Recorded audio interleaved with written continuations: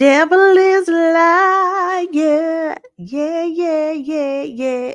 I don't know about you, but that is for sure taken over in my ears, on TikTok, on Instagram, on all the places. And I love it for Tasha Page Lockhart's mother. I actually am more familiar with Tasha Page Lockhart, who was a Sunday Best winner, but her mom had this impromptu moment at the end of a church service, and she starts singing "The Devil is a Liar," and the whoever was on keys backed her up. Other people who had maybe sang that morning backed her up, and now it's a recorded song. People are using it in worship.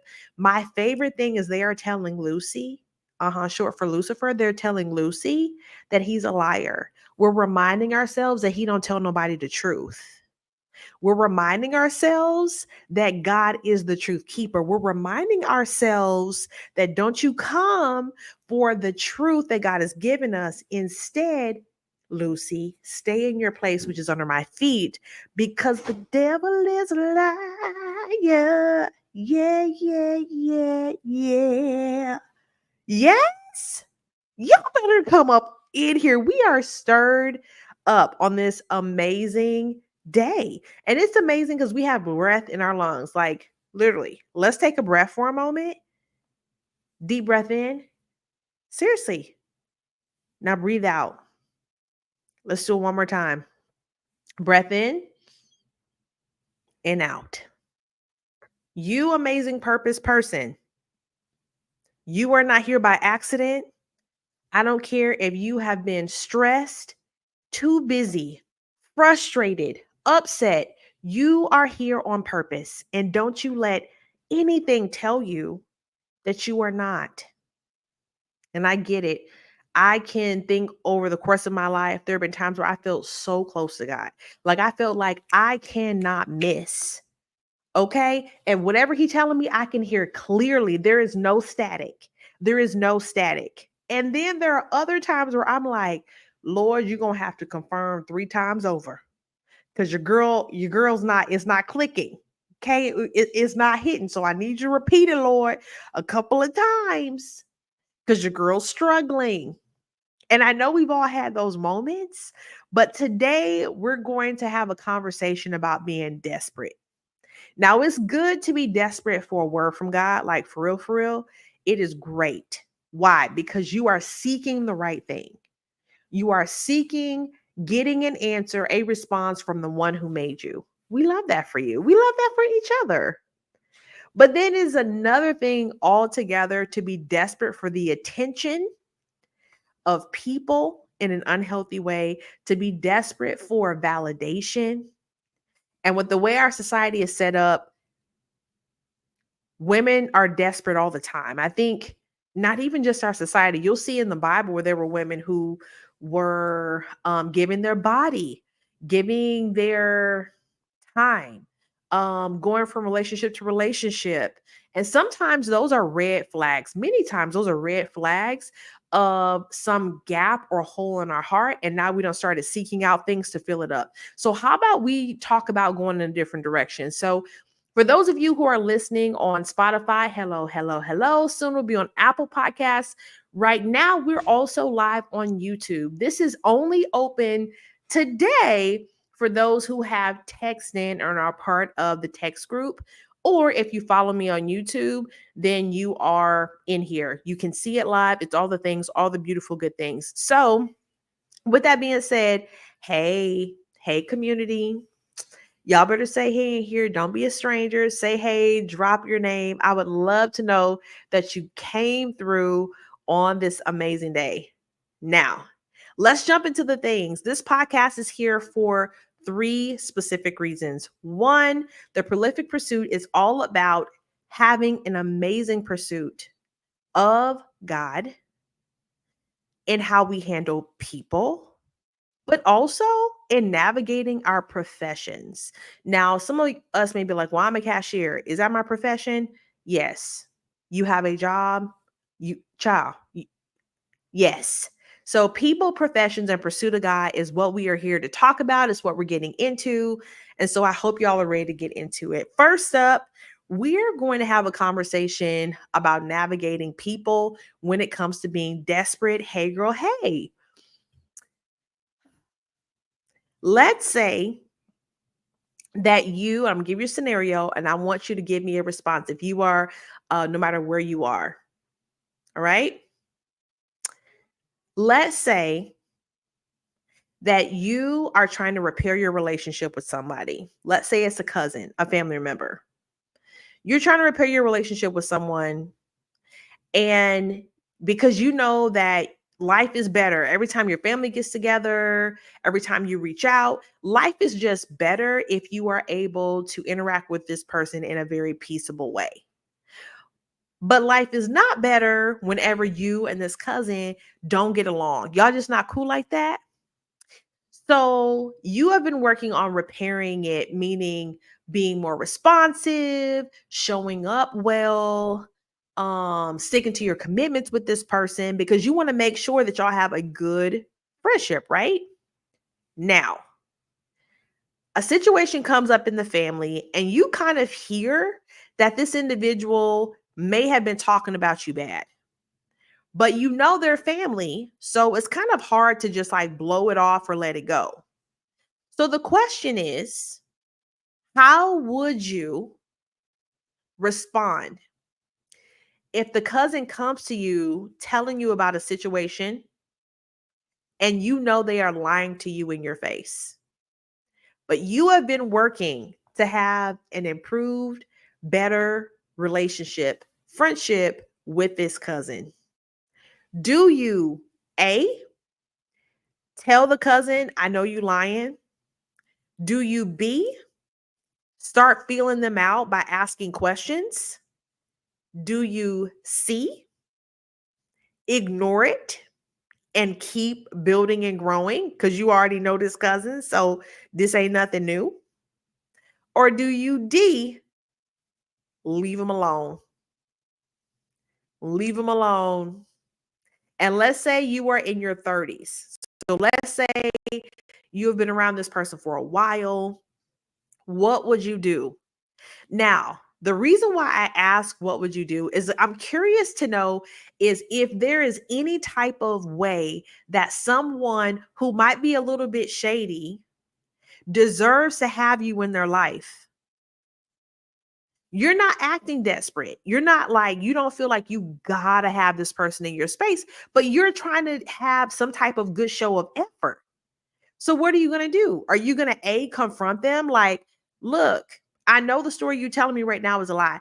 B, are you just going to start asking questions? Right? You're not lunging in. Real talk. I don't need your church answer. I need what you really would do because we're a community and we grow together, but we do that in authenticity and honesty. Right? Would you see? Just deal with it because you know this is who this person is and you're trying to have good family relationships. So you're just trying to do your part. Or would you D, just ghost them? I'm out. I'm out. I'm out. So if you're watching live on YouTube, you're able to respond right now, real time. I love my Pursuit community, and we are live on the Prolific Pursuit YouTube channel. Okay, so responses are coming in. This initial one says, I'm going to start asking questions. Why? Why are you going to start asking them questions? What are you trying to get out of them? If you're going to be asking this person questions who have done you dirty, who has been shady in the past, why would you ask questions? What are you looking to get?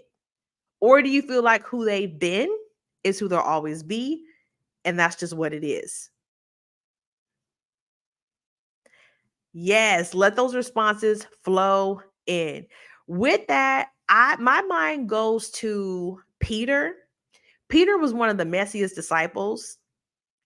And it is from him I draw inspiration for this story because Peter had proven a couple things. He had proven once, if he don't like something that's said, he gonna say something. Peter had proved, whether you like it or not, Peter had proven that he will also take a risk for you at the same time. So there are some endearing traits. Peter in the Bible, with his messy self, had also already proven that he was one that would seek God. Like he really, really cared about God, right? And he loved Jesus. At the same time, we saw time go on with Peter, where Peter went back on his word. He was swearing, cussing people out to make sure they knew he won with Jesus. The thing is, this was not a surprise to Jesus. Jesus knew Peter was this guy before he made him his disciple. Jesus knew that Peter was going to mess up and be messy. Jesus knew. And that's why we're talking about our first P today of people. We all have our times and moments of messiness. And sometimes they cause really bad rifts and division, and rightfully so. But then there are times when there's amends that needs to be made. I like the responses that are coming in. Keep them coming on YouTube, because there's not one way to respond to this. Everything isn't always clean, right? But we see in the Bible with Peter that Jesus called Peter back to his purpose. See, the thing is, with Peter acting up the way he had acted up, it got him off track. It got him off purpose. What Peter was supposed to be doing, he wasn't able to keep doing because he had stepped away from Jesus. And this is true of all of God's kids. The further away we get from Jesus, the further away we get from who we actually are. The further away we get from who God has called and designed us to be. So when we find ourselves like in a place where I don't know, like every day seems aimless, I'm just going through the motions, the first thing I would question is, how close are you in Jesus? Because if you close, he is giving you direction. He is talking to you. He is engaging with you. He loves you. He has you here intentionally. So give Jesus the time that he deserves. Yes? So again, in our scenario today, there's not just one answer. Peter is a great example, I think, of how nuanced he was as an individual. But you have to make sure that you don't get off purpose in and of yourself. And sometimes people will do that. Messy people can cause us to get off purpose and cause our heart to become hard. And then before we know it, we're not even as close to God anymore because we have sin in the way. And now we're going off track. We're going off the road because of something another person did to us, which is why people is a part of the 3 P's of what we cover on this podcast of people, professions, and pursuit of God. People can get you off track. And since you don't want to be off track, we don't want to be off track. We want to be handling our business and taking names. That's what we want to be doing. And with that being said, that covers our people segment. Let's move on to profession. So in this podcast, we are talking through, yes, I love our YouTube engagement, but in this podcast, we are talking through people, profession, and purpose. And in this segment, we're going to jump into a profession piece. So I have nearly 2 decades of experience working with career development, recruiting, and helping people find the right careers and jobs that work best for them. And with that being said, I want to talk about being desperate when it comes to a promotion, when it comes to the job, and also remind us of why we are there to begin with. But when it comes to purpose, like we were just talking about, you have a specific purpose and reason as to why you were on that job. The reason you're on that job, the reason you are there is so much bigger than what you may realize. And with that being said, I need you to think about wherever you're working right now. So wherever you're working, you have manager, even if you are the boss, you have a boss, you got coworkers, you may have clients or customers, and whatever space that is, you also have a reputation. That reputation is also known as your brand. That brand you have is what people think when they hear your name. So whatever job you're on, however strong your brand is in a positive way, that is going to determine how far you can go. Again, going back to the last piece that we just talked about when it comes to people and how nuanced and messy we can get, there is a delicate way you want to handle yourself in a workspace. But one thing you don't want to become is desperate for the attention of people, desperate to be number one, desperate for a promotion. Now, I'm going to ask all the folks who are watching on YouTube with me, my fam, all the Pursuit Club baddies, make some noise. Make some noise, Pursuit Club. I see you in all of the greater community. Pursuit Clubbers actually invest. At this time, it's $7 a month in order to help me keep the prolific pursuit going and reach as many people as possible, which you can sign up on Substack if you're interested. But I'm interested to know, when it comes to um, your workspace, tell me why you need to handle yourself well.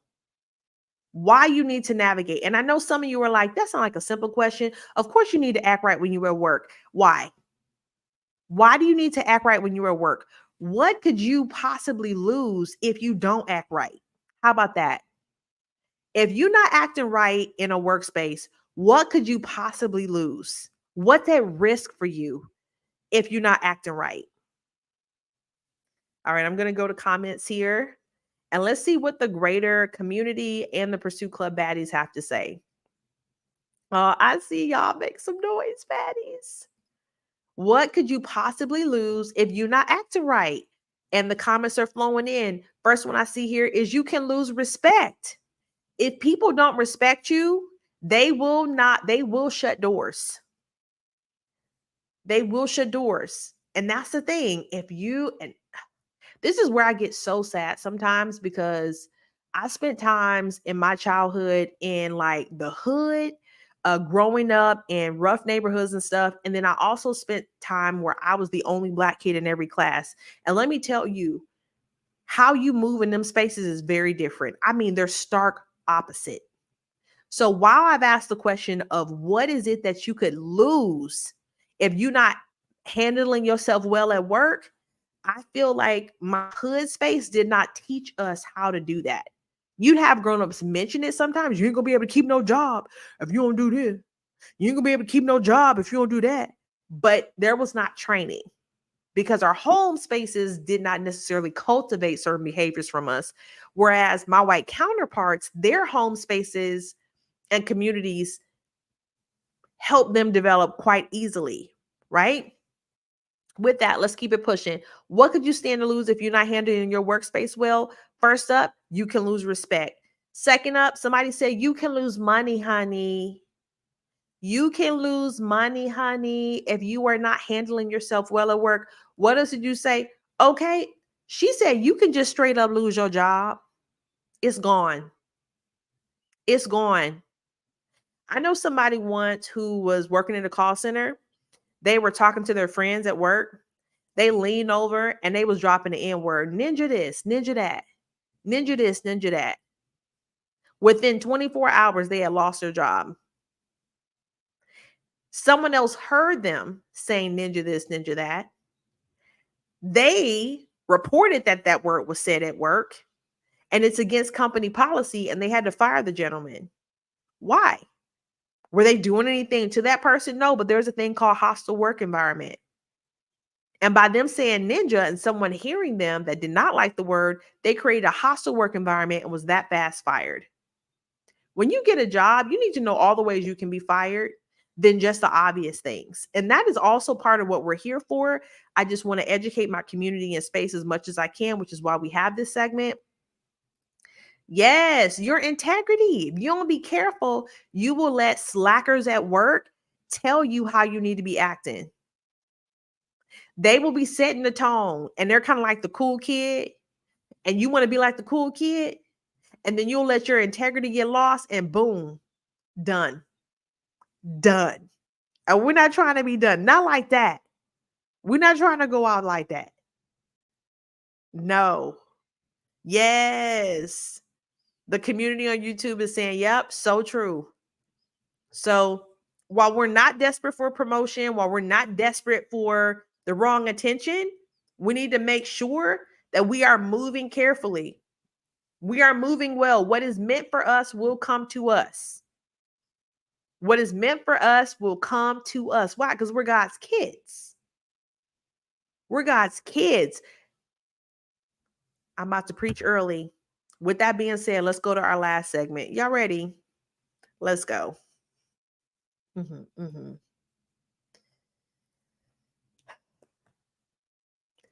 All right. So I was watching this clip from the Pivot podcast, and I love the Pivot podcast. I don't get to watch it as much, but they have amazing conversations with people.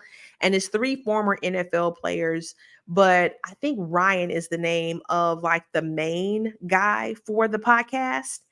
And he is a believer in Jesus. So y'all know I'm team Jesus all day. I love all people, but I got to admit, I do have a bias towards certain groups of people when it comes to my entertainment, okay?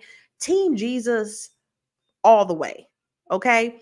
So he is a man of faith and high integrity. Maybe not always have been this guy, but definitely has been this guy for a while now. So he had this rapper on his podcast named Fab.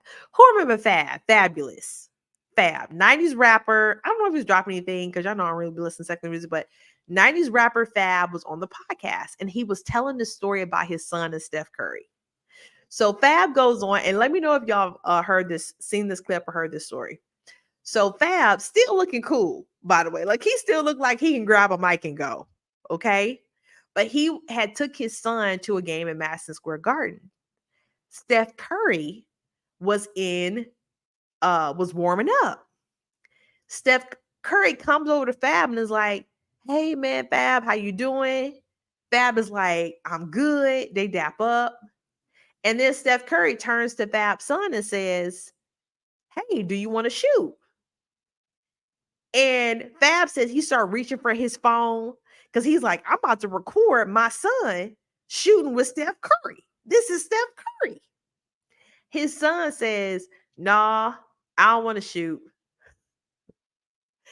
Fab said, he looked at his son like, "What?" And then he turned to Steph and said, "Nah, man, I don't think he gonna shoot today." And Steph said, "All right, enjoy the game." Fab says, as he's telling the Pivot podcast, his reaction, he was like, "I was so upset that my son did not shoot that ball with Steph Curry." He said, "So when we get home, I'm asking him, why didn't you shoot?" And his son was like, "Because I was scared to miss." Let's catch it. I didn't shoot because I was scared to miss. I didn't shoot because I was scared to miss. And then his son goes on to say, "Well, I'll shoot next time. You right, Dad. I'll shoot next time." And his dad was like, "Next time? You think it's gonna be a next time with Steph Curry inviting you on the court to shoot with him?" Here's what we're about to catch. Especially as people of faith, a lot of times we don't want to shoot because we're afraid to miss. Well, if I step out here and talk to this person, if I go to this place, if I take this job, if I decide to buy this car, if I miss and mess up, we act like it's the end of the world. We act like there is no recovery whenever we decide to take a step into something if it's going to be wrong. Where did that come from? Pursuers on YouTube. Where it come from? All those who are listening. Why did we feel like we cannot miss? We don't want to start a book, start a business. We don't want to start a workout plan. We don't want to start a new year. We don't want to start a new year. And if I take a shot at the beginning of the year, I'm just going to miss. I'm just going to fall off. So we don't shoot. Now, for that young man, that opportunity may not come back around for him. As God kids, there are opportunities that circle back around. It may take decades, it may take a week. But with God, there is redemption. And you cannot, yes, somebody said it's fear. Absolutely. But it's the fear of missing that I want to push back on today. One of the greatest reasons that I believe we're afraid of missing is because our purpose for doing the thing to begin with is out of place. I have a scripture to share with y'all. It's out of place. One of my favorite people to hear from when it comes to, giving everything is David. And when David penned the book of Psalm, he talks so much about his mess ups and his makes and his misses.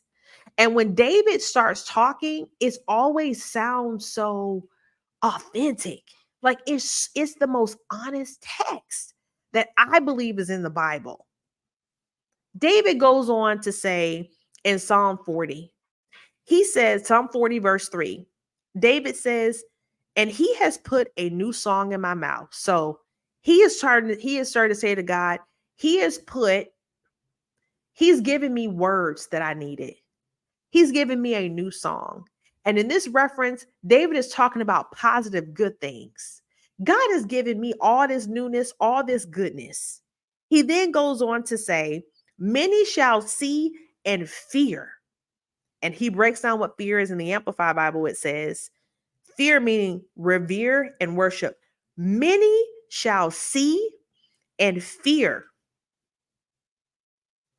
revere, and put their trust and confidence, their reliance in who?